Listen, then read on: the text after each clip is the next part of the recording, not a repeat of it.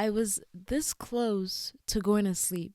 Like, so close to going to sleep. And I was like, nah, I gotta do this for my people. You know what I mean? Come on, Karen. Welcome to the kingdom, everybody.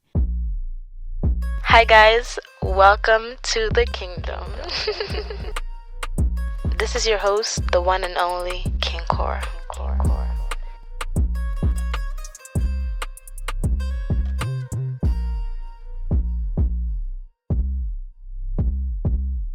Happy Monday. I want to start off by talking about my week. I think I'm going to do that. I think I'm going to start off talking about how this week was.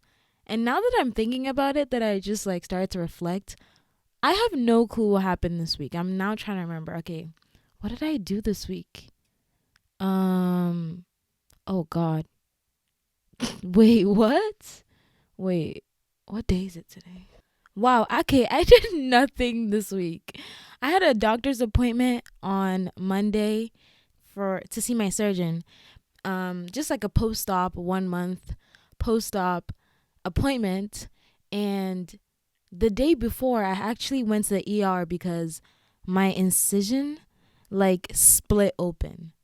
Like it was healing and then it became a scab and I was like picking at it cuz it was itchy, and then it just like split wide open.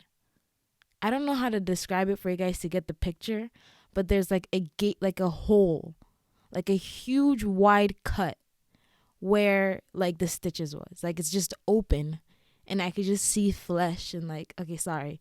I don't want to gross anybody out, but it's like I'm freaked out right now. It's freaking me out. I hate it. Like every time I have to look at it, take a shower, dress it, it just makes me want to puke. So basically, that's how my week started. I went to the ER and they didn't even do much. They just like put dressing over it and they were like, well, you have your post op appointment tomorrow, so let's see what your surgeon says. And I kid you not, doctors, honestly, no wonder my mom wants me to be a doctor because they go through years of school just to look at you and do nothing. Like they just sit in their office, see the patient for 2 minutes, and let the nurses and everybody else do the work. Like he literally walked in, was like, oh, okay, I showed it to him. He wasn't even phased. He was like, oh, all right, it'll heal in a month. Bye. What? I was so tight because I drove like 30 minutes to see him. And he was like, okay, yep, looks good. I'm like, looks good. Do you not see this wide, like, wound right here? He's like, yeah, no, it's fine. Just cover it with the gauze pad. It'll heal in a week. See you. No, it'll heal in a month. All right. See you in a month. I was like, what the fuck? So I just came home, and I mean, if he wasn't phased by it, why should I be phased by it? You know? So I was like, all right, if he doesn't think it's a huge deal, then I'm not going to make a big deal out of it. But guess who's making a big deal out of it, you guys? My freaking mother. She will not leave me alone. I'm like, Mom, the surgeon said it's fine. It's going to heal in a month. She's like, no. She goes out and buys all these dressing. She came to my room today with saline. Literally poured saline all over me today. Like, my bed was wet. Oh my God. Bought all these like antibiotic creams and all this stuff. And she's like, no, Karen, you have to go back. Like, let me take a picture. Like, this looks bad. I'm like, Mama, I know it looks bad, but I'm not freaking out. You're just stressing yourself out because the doctor said it's fine. So if it's fine, and it's fine. She's like, no, you're really playing with fire here, Karen. Like, you really need to understand that this can get infected. And, oh my God. She's just stressing me out. So that's how my week has been. I have a huge wound, and now it's gonna take forever to heal. But that's just for one part. Like the other one's doing fine. Apart from that, I think I had a good week, but I'm really like I cannot remember. And I don't know if it's because I was on 20 milligrams of Adderall every single day. um I also think I have ADHD, so I honestly think I'm going to ask my doctor to prescribe Adderall for me because but then I just confessed that I just bought drugs that were not prescribed to me. Do not do that. Don't do that, okay? I'm having a hard time remembering, but I know I had a lot of schoolwork and I had a lot of presentations. I had presentation in 3 classes back to back to back, like 3 consecutive days. So it was very tough, but I was fine after that. Yeah, I didn't really do a lot. Not that I'm thinking about it. Wow. Pretty uneventful week. There's a lot on my to-do list that I was supposed to do last week that I just have pushed to this week. And you know how it goes. That's just how it goes. That's just how it goes. You got things to do, you don't do them, and you push them for later. You keep the ball rolling, eventually it'll get done. So this week I have a lot to do. I'm starting the gym again tomorrow because I took a month off because I was recovering, but now I feel like I'm perfectly fine to start going again. So I'm gonna start going again. Just get back on the grind. So I hope you guys are doing well. I think I'm doing well. No, I am doing well. I'm doing well. I'm going to say that I'm doing well so that nothing can alter my brain to think otherwise. So I'm doing fantastic. I'm ready to take on this week and just get to it. No time for wasting at all. Just get to it and do what I gotta do and keep it positive and keep it pushing. So you guys let me know how you guys are, how your week was. Apart from that, we're gonna get into the actual gist of today's episode, which comes from the fact that, well, today's Monday. I was gonna say today's Easter, but no, today's Monday. So yesterday was Easter and I didn't go to church. Oh my God. I slept through everything yesterday. I woke up at like 2 p.m. even though I had made plans to get breakfast and then go to church and then go thrifting. I had a huge day planned for me yesterday. And then I woke up at 2 and was like, okay, well, I guess I can't do any of that. And then I ate some food and then went back to sleep, woke up at 7 again. So the whole day I just slept, but I think that's what my body needed. But anyway, this episode is brought to you by the fact that yesterday was Easter. There's been a whole lot of talk about God recently, right? And Andrew actually inspired this episode. No, he didn't inspire. He told me to make this episode.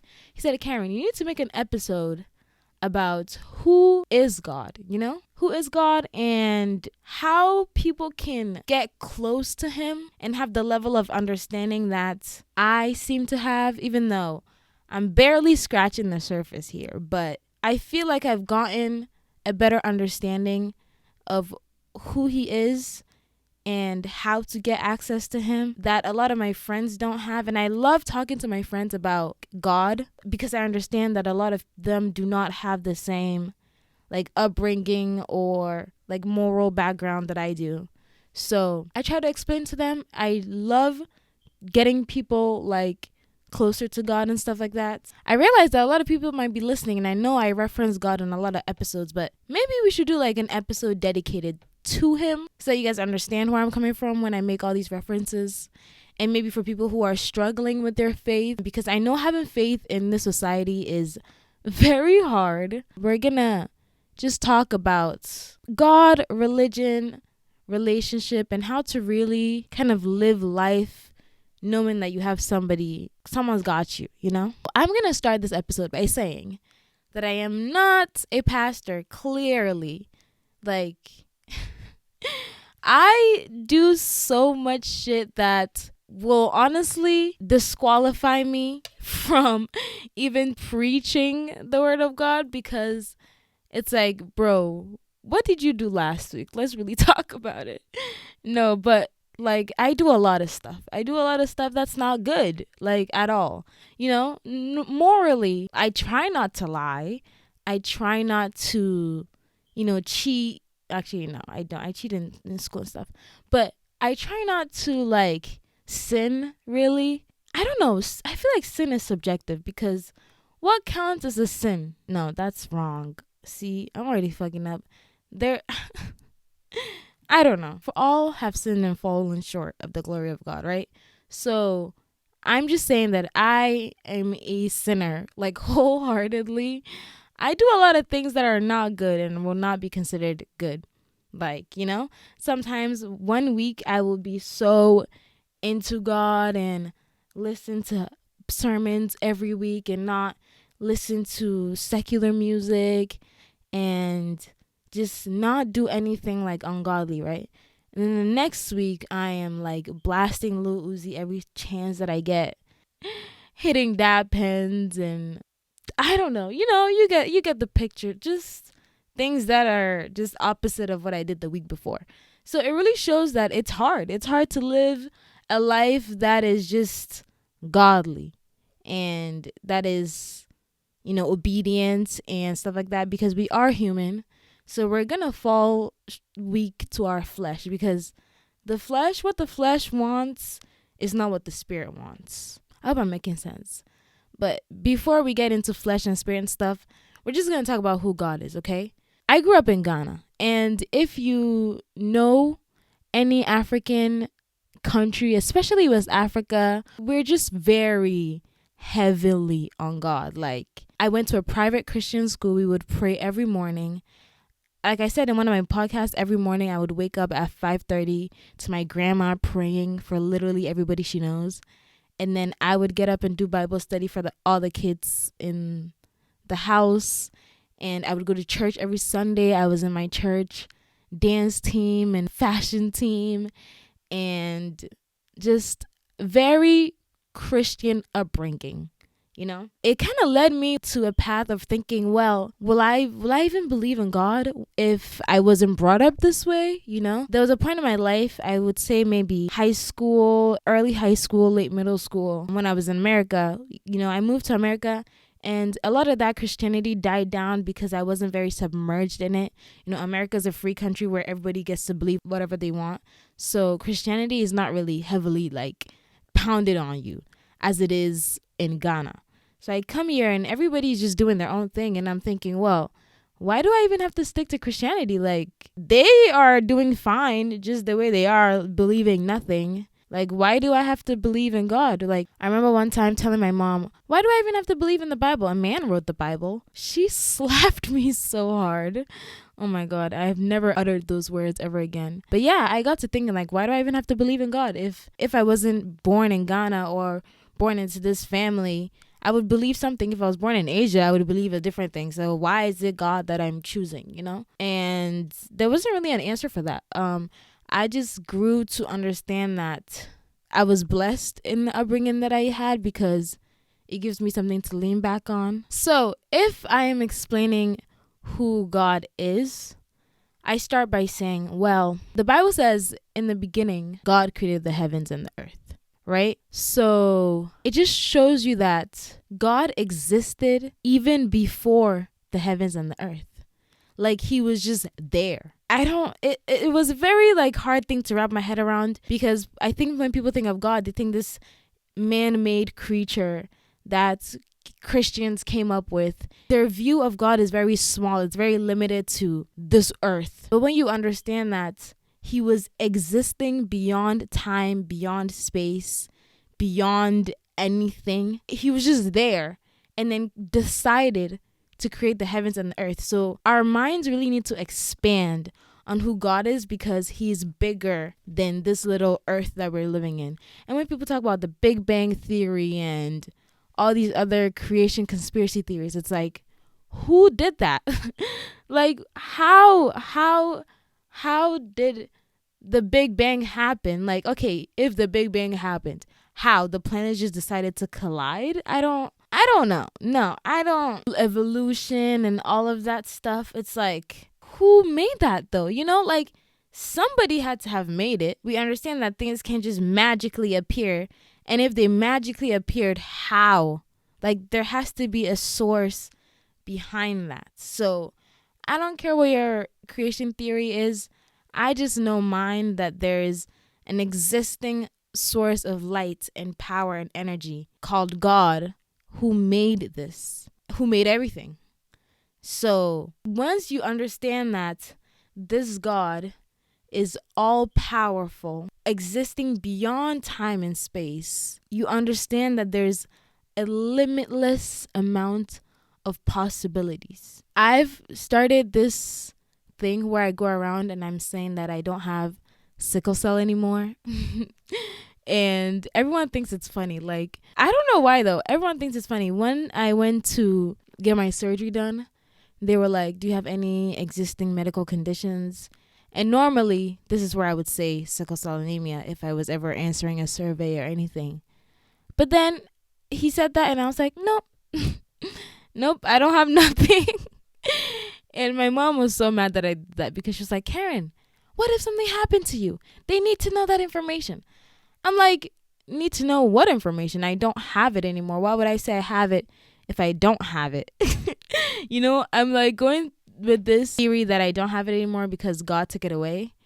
And it's funny when you think about it because sickle cell anemia is a blood genetic born thing. But then you understand that God is bigger than sickle cell anemia. Then you understand his possibilities.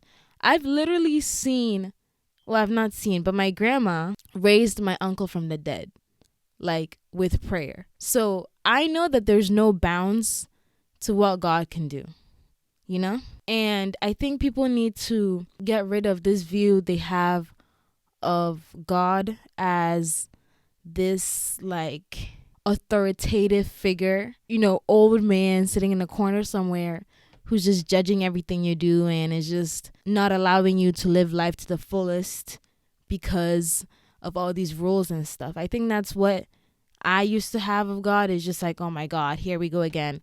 Another thing that I can't do, and another thing I can't do, and I got to get rid of this, and I got to get rid of this, and I can't live life the way that I want. But then you start understanding that he is just a being that wants the best for you and just wants you to live life in the fullest, most abundant way of health and love and wealth and prosperity and all these good things that he genuinely wants for you. And all you have to do is just believe in him. It's so sick because so many people would have so many problems solved, or maybe just like a different lifestyle in general if they just believed in him. One thing that I love is that no matter how bad I fuck up one week or how long I go without talking to him or anything like that,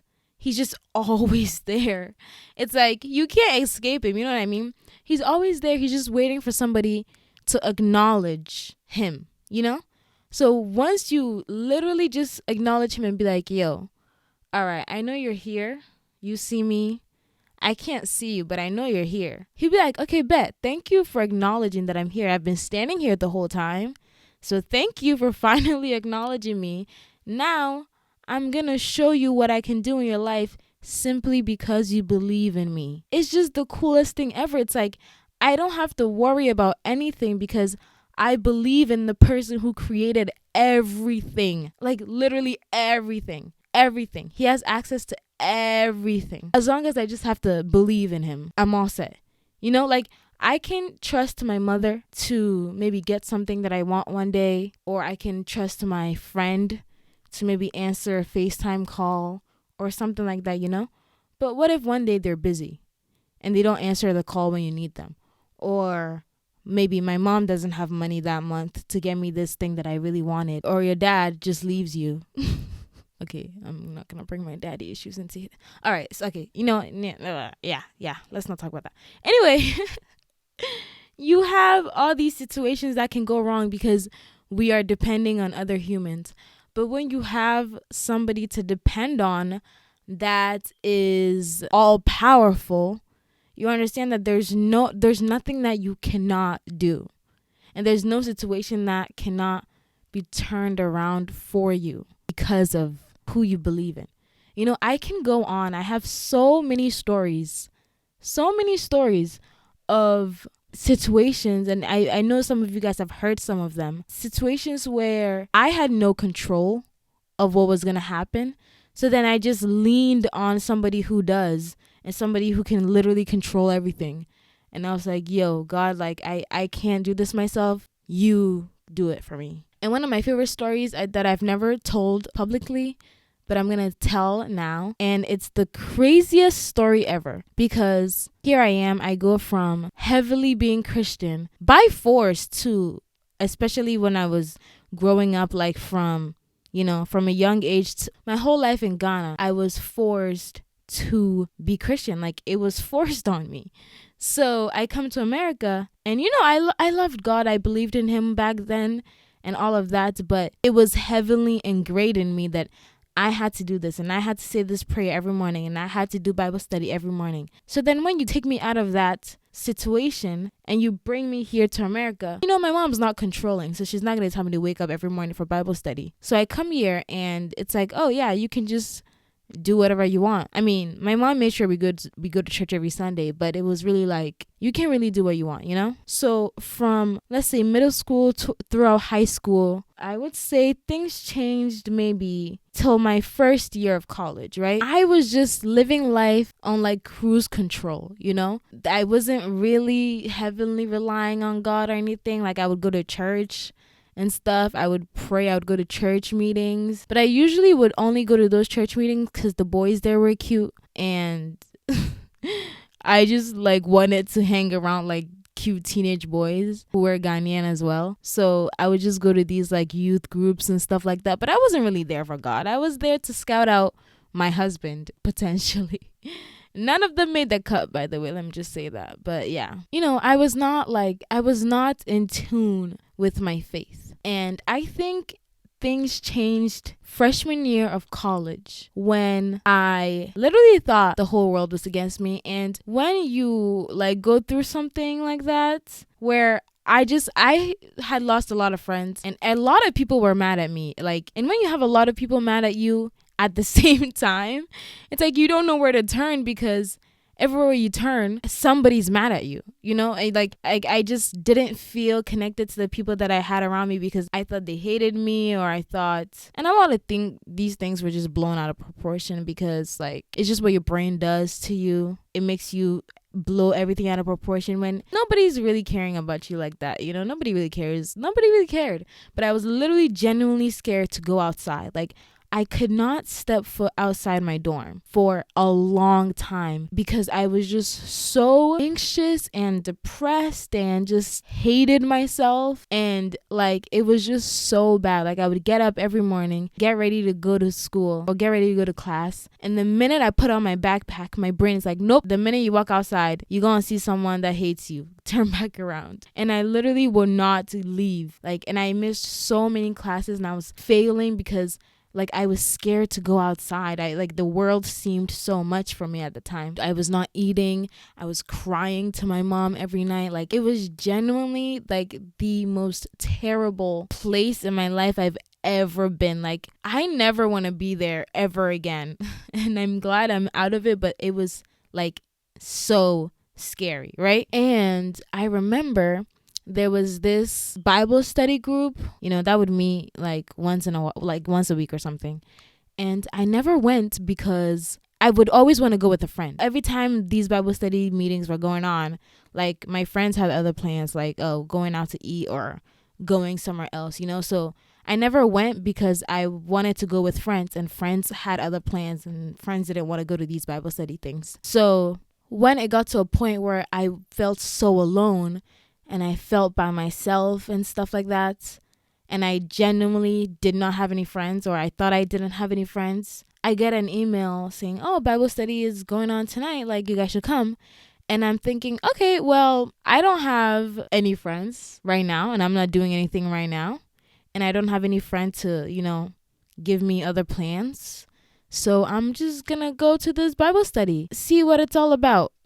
So I make my way there alone. I get there, and then I sit down. And then the funniest, like, God is just so funny, like, because he will really move you to do things that, like, it just is like I don't even understand it sometimes. It's just hilarious.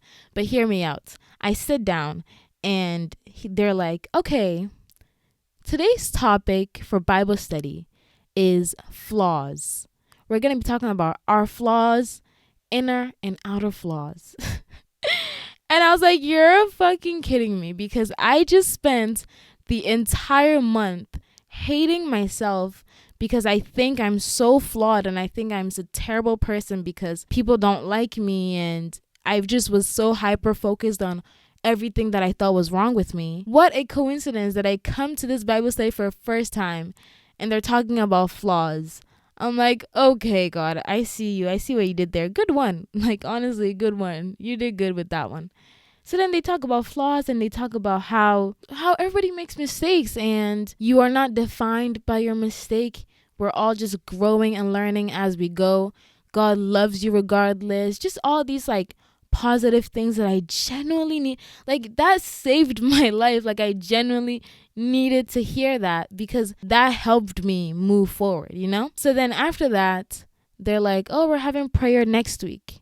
I'm like, okay, cool. I don't have any friends still, so I'm going to go to the prayer next week. And I remember one of the things that was bothering me also at the time was the fact that I owed the school some money. I think I owed the school, like, pay attention to this number, okay? I owed the school $1,200. And I owed my friends, like, I think $300 because I was putting a down payment on an apartment. And I didn't have the money at the time. So I think in all, I needed $1,500. And my mom was in school at the time. So she has her student loans. We've already maxed out on the amount of loans that we wanted to take out. One thing that was bothering me was the fact that I needed $1,500 and I needed it like yesterday, you know? So I'm just going around worrying about how am I going to get this $1,500, okay? And they were like, prayer next week. I was like, okay, I'm going to come. I need some prayers. I need to pray about this. So then the next week comes and the day of the prayer night is there. That I had such a busy day that day that I was like, damn, I don't know if I can go to this prayer night because I have so much homework. I have a lot of math homework to do and I haven't eaten. So then I told myself, okay, I'm just going to go to the dining hall by myself. And I'm going to eat while doing my homework. And hopefully I can finish both in time to go to this prayer night. The minute I walk into the dining hall, I don't really see anybody. I just sit down by myself and I'm eating. And then in walks my friend who we weren't really close. I just, like I was just acquainted with him. He spots me. He's like, "Yo, Karen, can I sit with you?" I'm like, yeah. He sits with me. He asked me what I'm doing. I'm like, I'm trying to eat and I'm trying to finish this math homework, but I have no clue what to do, but I need to finish it because it's due tonight.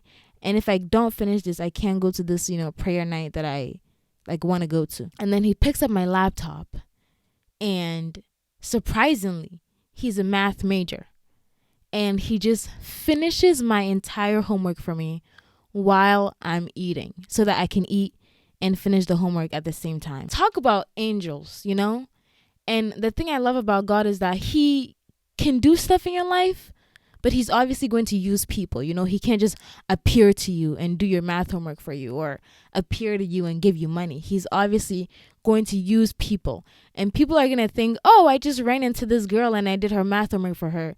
No, God sent you there for her that night, Or, "Oh, this person just randomly decided to cash at me some money that I needed and he didn't even know I needed." No, that was sent by God because God uses people without them even knowing, You might think you're doing a nice gesture for somebody, but that's probably what somebody needed that day, So he does my math homework for me. I finish eating and then I'm like, wow, thank you so much. And then I have enough time to get to this prayer study or prayer night. So I go to this prayer night and we're just praying. And the presence of God was really there that night. And I know this because people were, obviously falling, screaming, crying. And I love the fact that I've been able to witness stuff like that. Like when people get touched by the Holy Spirit and they just fall to the ground or start screaming or start running and stuff like that. That just based on that fact that I've seen those things alone throughout my entire life is what makes me believe God is real. Like nobody can tell me God isn't real because how do you explain somebody just standing there and then boom, falling down to the ground? How do you scientifically explain that? Once I get a scientific explanation for people falling under the Holy Spirit, then maybe we can debate if God is real or not. The fact that nobody can explain that in itself shows that there's a supernatural being out there, And I don't know, I have a different demographic. I know a lot of Africans listen to this podcast, but I also know that a lot of, white people and stuff like that listen to this. So you may not know what I'm talking about, but you can be in church praying, and the presence of the Holy Spirit, which is just God in a spirit form, will be so strong that some people can just fall down, like randomly, without nobody touching them, just boom, pass out. Or they can just start laughing or crying or screaming out of nowhere, like out of nowhere. How do you explain that? How do you look at me in the face and tell me God isn't real when I've seen that happen? Like, nobody can tell me that, I say all that to say that the presence of God was there on that prayer night, because like people were falling, people were screaming, people were crying, like it was just there. Everyone felt it. So then I was like, okay. Then the pastor said to pray for something that like you really need or something, or just pray. And I kid you not, this is my exact words. I wanted to pray about that 1,500 that I needed, So I was like, God, I know you're here right now, and I know you hear me. You need to do something about this money that I need. Like, you need to do something, because I can't do it. I cannot make money magically appear out of nowhere. So you do it. Like, it's all on you. You be easy over there, but you take control of that, because I don't know what to do in this situation. And then that's it. That's all I said. And then prayer was over. I moved on to the next topic. And I didn't even think about it again. I did not think about the money again. Mind you, I can't even pick my classes because I've been put on hold because I need to pay. But instead of worrying about that anymore, I just already knew that I was like, okay, I already told him to do something about it. So he's going to do something about it. So I don't need to worry. And I think prayer works best when you pray and you don't worry about it again, because it's kind of an insult to God if you pray and then you're still worrying about it, because it's going to be like, yo, why did you even bother praying to me if you're going to be stressing about it again? Like, you already prayed to me. Chill out. So that's exactly what I did. I just completely forgot about it, okay? The next day, guys, I go to work because I had a job. I had a little work-study job at this elementary school, and it's just kind of like a daycare program. Like, I was kind of like taking care of kids after school, and this woman walks in. She's a French teacher at the nearest high school, and me and her were like kind of like cool because she was the only black woman. Her children were the only black kids in that school. I'm not even lying to you guys. Her children were the only black kids in that school. They were Senegalese. So we kind of connected of the fact that we were both West Africans. So me and her were fond of each other. So next day I go to work, and the lady looks at me and she's like, I'm having a French African night, and I want you to come to this, French African night. Like, it's going to be a night of, because she was a French teacher. So she's hosting we're going to have French food and French performances and stuff like that at the high school. I was like, okay, bet, I'll go. The day of the French African night comes, and I didn't really want to go, but something was telling me go, go, go. And it was raining that day. I was so tired that day. Like, a lot of things were pointing for me to just stay in bed. Something was telling me, nah, Karen, you gotta go. Like, you told her you'd be there, so you have to go. So I go to this French African night, and I go with my friend, and we get there, we're enjoying the night, blah, blah, blah, blah. And then a lady approaches us, and apparently she knows my friend. And she approaches us, random white lady. I've never seen her before. I was with my friend Kevin. She was like, is this your friend Kevin? And Kevin was like, yeah, this is my friend Karen. She was like, oh, nice to meet you. Do you go to UMass Amherst? I was like, yeah, I go to UMass Amherst. She's like, oh, I work there. And I'm like, oh, cool. Where do you work? She goes, financial aid officers. You guys, like, what? Like, how is that real? How is that real? So as soon as she says financial aid officers, I'm like, oh, cool. Like, it didn't even occur to me that like I needed some financial aid in that moment. But I was like, oh, cool. Like, nice to meet you. And then she looks me dead in the face, and she's like, yeah, if you ever need anything, let me know. I'm like, okay, cool. I'm thinking she's just being nice, She's just being nice. I'm like, yeah, sure. So I don't really think much about it. I enjoyed the African night, eat my French food and stuff like that. We bump into each other here and there. And then she's about to leave, and she comes back to find me. And she's like, hey, Karen, it was so nice to meet you tonight. I'm leaving, but, and then she grabs my hands with both of her hands. She grabs my hands and she looks me dead in the face. Like, I'm looking into her eyes. And she was like, I'm so serious. If you ever need anything, please let me know. And I literally got shivers, like, right then and there. I was like, oh my God, oh my God, oh my God, oh my God. I just met an angel. That's literally the first thing that came into my mind. I was like, holy shit, that was an angel, like, right there. I was like, wow, okay. So she was being serious about letting her know. I was like, all right, okay. So then I go home and I'm debating, do I email her about this, 1,200 that I need to be able to pick my classes, because I didn't really know where I was going to get the money from. I Google her. I find out that she's like the head of the financial aid services. She can basically do whatever. Like, she has all the power, basically. So I'm like, damn, all right. So I emailed her. I was like, wow, like, nice meeting you today. You said if I need something. Coincidentally, I'm in a bit of a pickle here. So it would really be nice if you helped me, Suzanne. And I sent that email around like 3 a.m. I wake up the next day. She responded immediately at like 8 a.m. She's like, Karen, thank you so much for emailing me. Look at her thanking me for emailing her when I should be thanking her for even lending a helping hand in the first place. She's like, thank you so much for emailing me. Yeah, I actually have gone ahead and added a scholarship to your account. So it's going to cover the 1,200 that you need, and you're going to have $300 over in return for you to spend. And I was like, what? Because if you guys remember, I said I needed 1,200 for my tuition, and I also needed 300 for this direct deposit that I owed my friends. How did she just award me $1,500 scholarship that I needed? And she was like, yeah, the 1,200 has been covered for your tuition. You can go ahead and pick your classes for next semester now, and you're going to get a balance of 300 that is just going to be given to you for you to keep. And I just started bawling, because I remember my prayer so vividly when I said, God, I have no control over this. So please, you do what you can do, because I know that you can do it. So just do whatever you can, but I really need help right now. And just a series of events just leads me to this lady who gives me the exact amount that I need. Ever since then, my faith in God has never been stronger. It sucks that I needed that experience to see that God was really there, but ever since then, anything that I've ever needed, and I'm just like, yo, God, I can't do this myself, you do it. It has always he has not failed me one time, okay?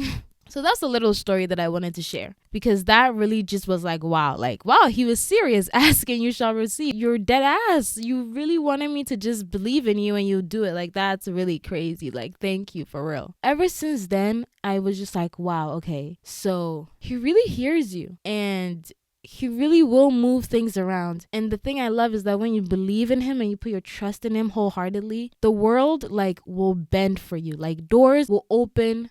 People will randomly come into your life. Things will just shape around for your greater good, because there's nothing he wants more than to see you succeed. It doesn't matter who you are, where you are, what you've done, what you identify as, all that stuff. Forget every single thing that you've heard and just try to just talk to God one day, because he's right there. Like, he's literally everywhere. It doesn't matter where you are. But once you just take the first step into acknowledging his presence, like, okay, you're here now, your life will really start to change. I promise you. It doesn't matter where you are. Like, I can be in the deepest, darkest of thoughts, so depressed, so tired of this world, because this world can be a lot. Like, I'm not gonna lie, it can be a lot for me. Like, I get overwhelmed so easily. Then when I take a deep breath and I'm like, okay, I know a guy. I know a guy right here who is literally watching me talk about this podcast right now. Very creepy, actually. I'm just kidding. But I know a guy who has all of this under control. And once you take the first step to just acknowledge his presence, be like, I believe that you're here. He's gonna be like, okay, thank you for believing in me. Now I'm gonna show you what I can do in your life. And it's the most beautiful relationship you could ever have. If anybody is just doubting his existence, please take it from me. I've seen things that are impossible. I've experienced things that should have been impossible. The mere fact that I'm sitting here today is impossible. Like, I am not supposed to be here today. I don't think you guys understand that. So everything I do, I do it for his glory, because I statistically should not be here today. We already established that I don't have sickle cell anymore, you know? So let's get that out the way. But as somebody who was growing up with sickle cell, the chances were slim. My mom's sister died from sickle cell when she was 16. I had a best friend called Ellen. She used to be my neighbor from like 6 to maybe 9. No, 6 till the minute I came to America. She was my best friend in the entire world. And we bonded over the fact that we both had sickle cell. Whenever she was in pain, I knew what she was feeling like. I come to America and she dies shortly after. So I'm over here thinking, damn, like my chances of living are so slim, because I've seen so many people die from this.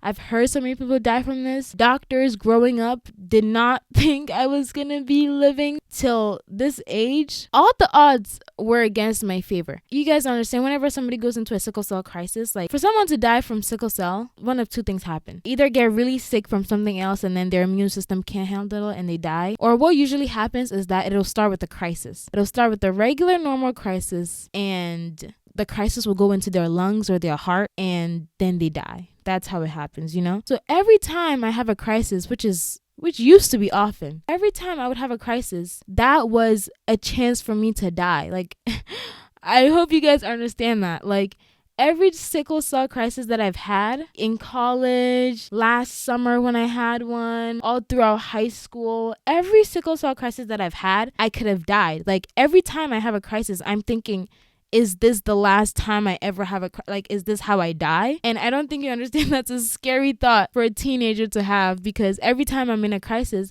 and I'm calling the ambulance and I'm in so much pain, I'm also thinking, oh my God, what if this is the one that finally kills me? You know? So statistically, I'm not supposed to be here right now. The mere fact that I'm just existing right now is just enough for me to be like, wow, thank you, God, because it means I'm here for a reason, you know? So, yeah. Andrew, I don't know if this is the episode you wanted.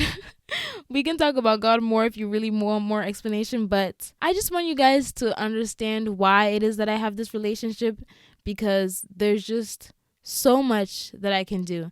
And there's just so much to be, thankful for and to be appreciative of. The mere fact that you're alive today and you're breathing is enough for us. One thing I want to say is that we have been put on this earth just to be able to show that he exists. Like, the reason we humans are here is to be able to appreciate all that he created, because when did he create humans? On the 6th day, he created everything else. He created everything else and then created humans, for humans to be able to enjoy all his creation. So we're literally here to enjoy everything on earth. And once we leave the worldly desires and everything and we focus on building a relationship with him, we get to understand that we have been given so much power. I have so much power over my entire life, over anything that I want, anything that I need, anything that I desire, any way I want my life to go. I have access to God who can change it for me. So I never really have to worry about anything at all, because I depend on someone who can just provide anything that I need. If one day I got up and said, fuck it, I want to be an astronaut, I can do that because I have faith in somebody who can get me to where I need to be. Your possibilities are endless by just having faith in this one true source. And if you guys want me to talk more about God, I really will. I can go on and on and on. I just want you to understand that he's all loving and all powerful, and he really isn't there to scrutinize or judge. He understands that we have flaws and we're humans. All he wants you to do is love him, obey him, and just understand who he is. Get to have a relationship with him, that way that you don't feel guilty when you talk to him, because you know that you and him are BFFs. Like, you just really have a best friend to depend on forever, for your entire life, who will literally never fail you and never do you wrong, because he wants to see you succeed. Because once you succeed, and once people see you succeed, they know that, oh, it's probably because of this relationship that she has with God. So then it draws other people to him. That's really what he wants. He wants to use us to glorify his name. When I see somebody who has a strong faith in God, like let's say Tabitha Brown, and I see how much she's succeeding, it pushes me to get to know God more, because I'm like, wow, look at how much she's accomplishing by having faith in God. Like, it makes me want to have faith in God, you know? I look around to everybody around me who has a relationship with God and how well they're doing, and it pushes me to be closer to him. So all he wants us is to succeed so that we can stunt on other people and other people can be drawn to him. So there's literally no cons in believing in God at all, I promise you. And if you guys want practical ways to build that relationship, you can start by watching sermons or listening to podcasts. My favorite sermons are by Joshua Salmon or Pastor Enoch from Christ Embassy Youth Church.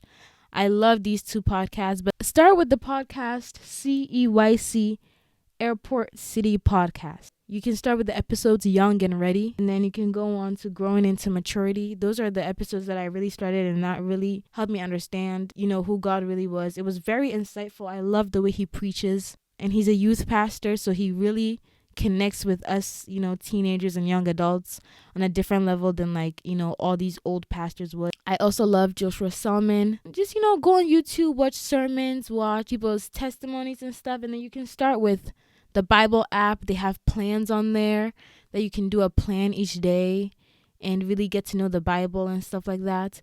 And your life will change completely, I promise you. I hope you guys enjoyed this episode, enjoyed hearing, my testimony and stuff. If you guys still have any questions at all about growing your faith or your religion or anything, let me know and I will answer them for you. Thank you for listening. Thank you for being here, honestly. And I'm glad that you're here, and I hope you have an amazing rest of the week. Okay? Cool. Goodbye.